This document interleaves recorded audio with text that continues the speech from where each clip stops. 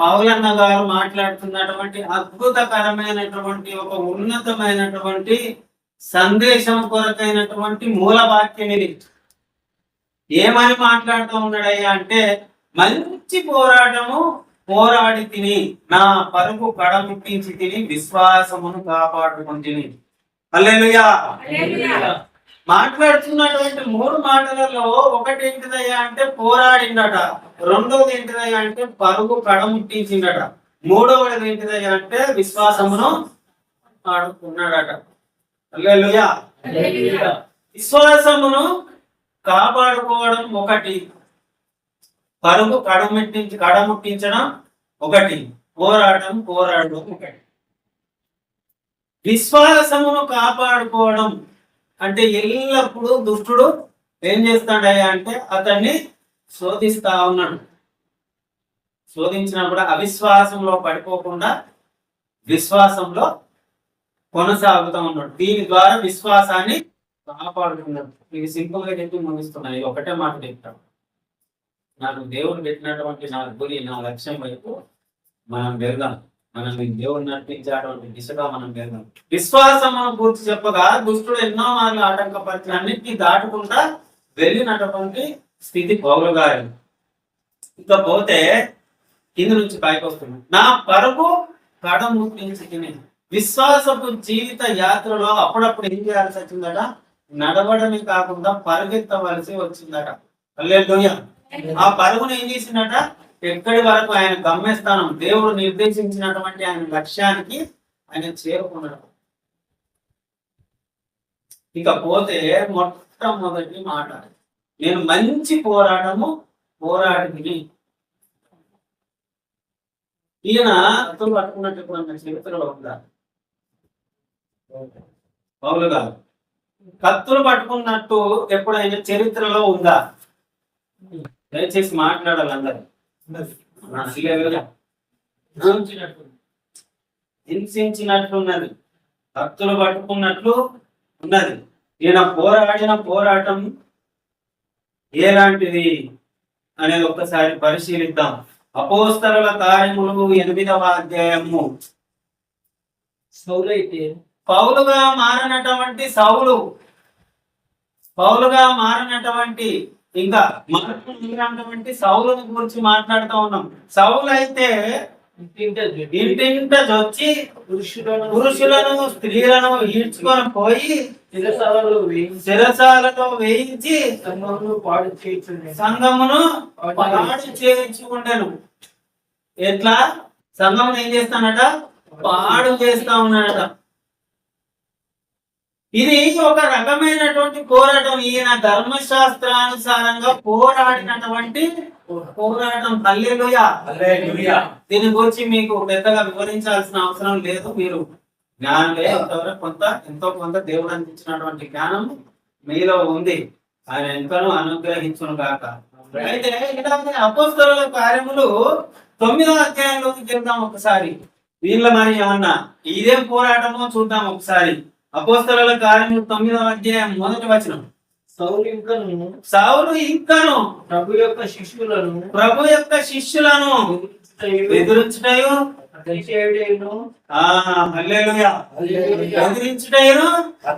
చేయుటయును ఇంకా తనకి ప్రాణాధారమైనట్టు ఏం చేసినట్టు ఆయన ప్రాణాధారం. ఇప్పుడు మనం శ్వాస పీలుస్తా ఉన్నాం అంటే ఏంటది, మనకు ప్రాణాధారం. శ్వాస ఒకవేళ పీల్చడం ఆగిపోయింది అనుకో, ఏం చేసినట్టు, చనిపోయినట్టుగా. అంటే ఇప్పుడు ఆయన ఎట్లా చేస్తాడట, ఈ సంఘాన్ని అంతటినీ, సంఘంలోని పిల్లలు వీళ్ళందరినీ, శిష్యులను పురుషులను తీసుకొని వచ్చి స్త్రీలను తీసుకొని వచ్చి ఏం చేస్తాడు, నరికేస్తాడు, కొంతమందిని హింసిస్తాడు. మళ్ళీ మీకు చంపినట్టు చూపెట్టాలని లేదా చూపెట్టిన చంపిండు, ఏకంగా చంపేసిండు, హత్య చేసిండు. ఆయుధం వాడుతూ హత్య చేసిండు.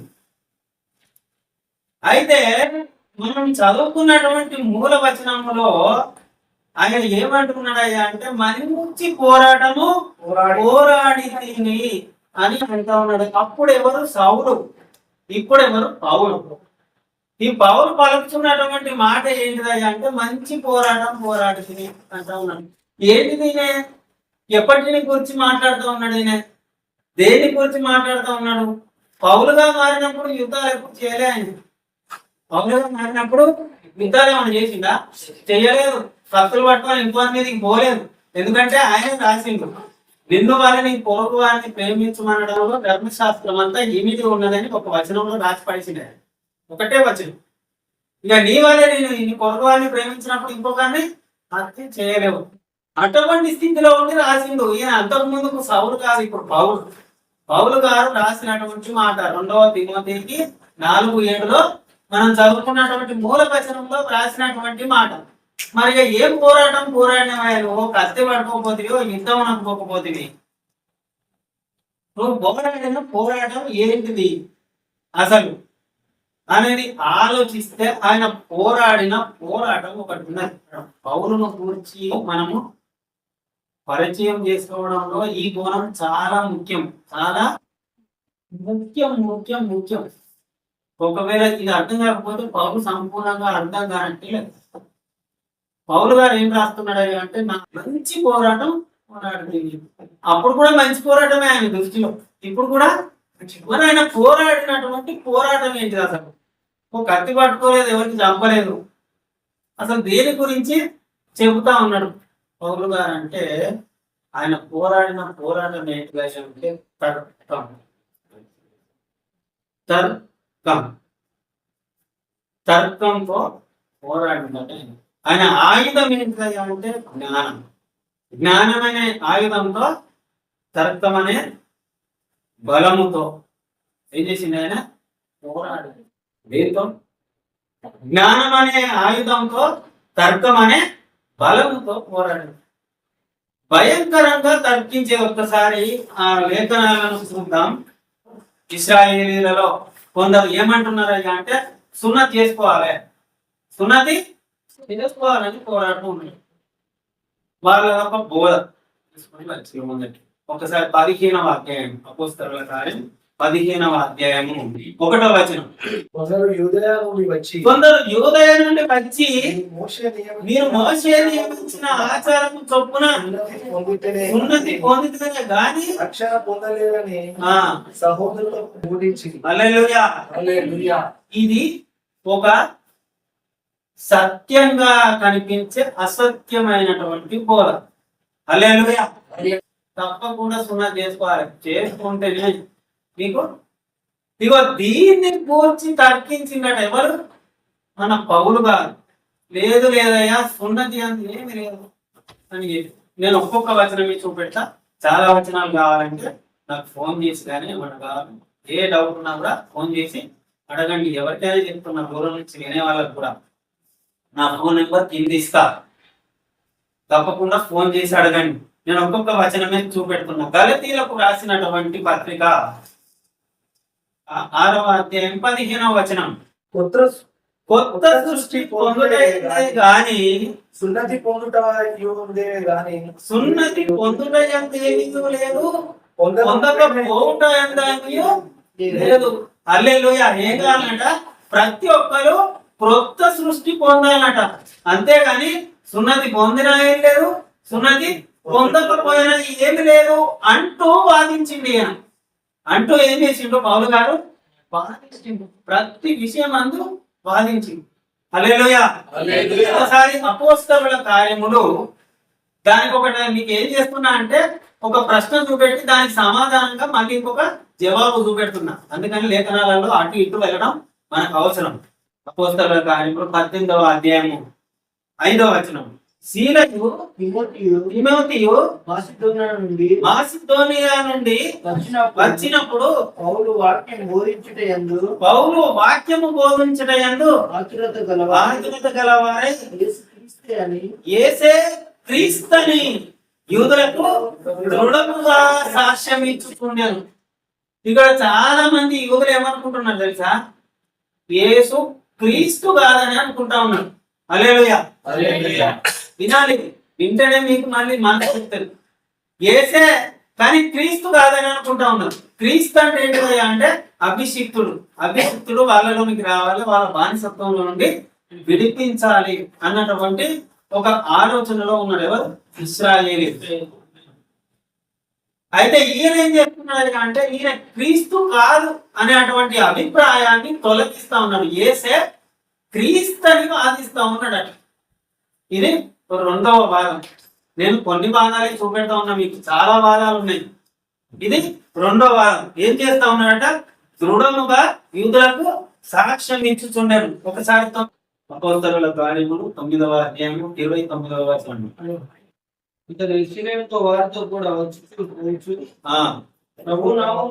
ప్రభు నామమును బట్టి ధైర్యముగా బోధించు గ్రీకు భాషను మాట్లాడే యూదులతో మాట్లాడుచు ఏం చేస్తానట ఆయన? తర్కించుచుండెను. యేసే క్రీస్తు అని తర్కించుచుండెను. పైన చదువుకుంటూ వెళ్తూ ఉంటే మీకు ఆ బోధ అర్థమైపోతుంది. అపోస్తలుల కార్యములు 17వ అధ్యాయం 3వ వచనం. గనుక పౌలు తన వాడుక చొప్పున వారి యుద్ధకు వెళ్ళి క్రీస్తు శ్రమపడి మృతులలో నుండి లేచుట ఆవశ్యకమని నేను మీకు ప్రచారం చేయు. మృతులలో నుండి లేచుట ఆవశ్యకమని నేను మీకు ప్రచారం చేయు. యేసే క్రీస్తు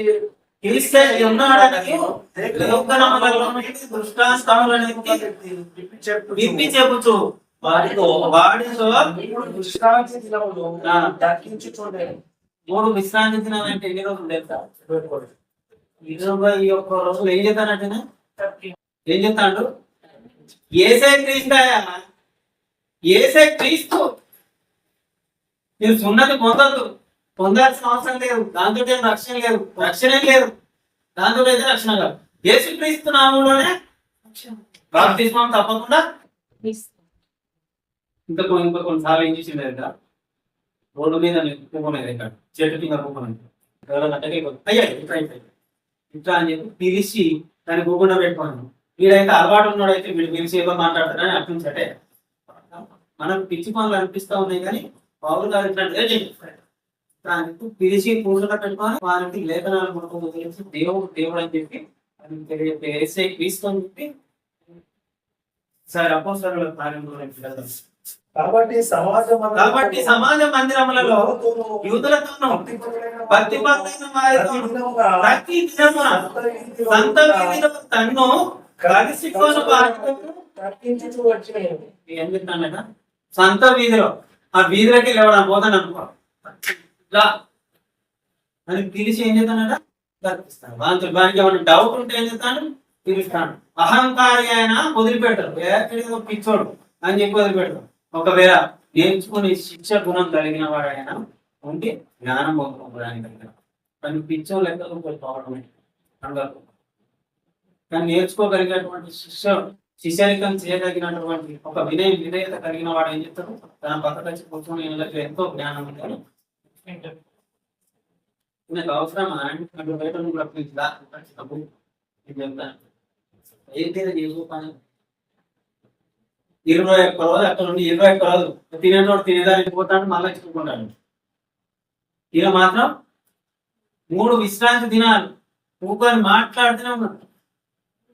చూడండి ఎంత ఏం చెప్తాడు ఆయన, ఏం చెప్తాడు? ఉపదేశిస్తలేడు, తర్కిస్తాడు. ఇలాగే సత్యాన్ని స్థాపించటంలో ఆయన మనసు ఏం చేసుకున్నాడు? లగ్నం చేసుకున్నాడు. సత్యమును తెలియపరచటందు, సత్యమును స్థాపించటందు ఆయన మనసును లగ్నం చేసుకున్నాడు. ఇదే అపోస్తలుల కార్యములో ఒకసారి 18వ అధ్యాయం 4వ వచనం.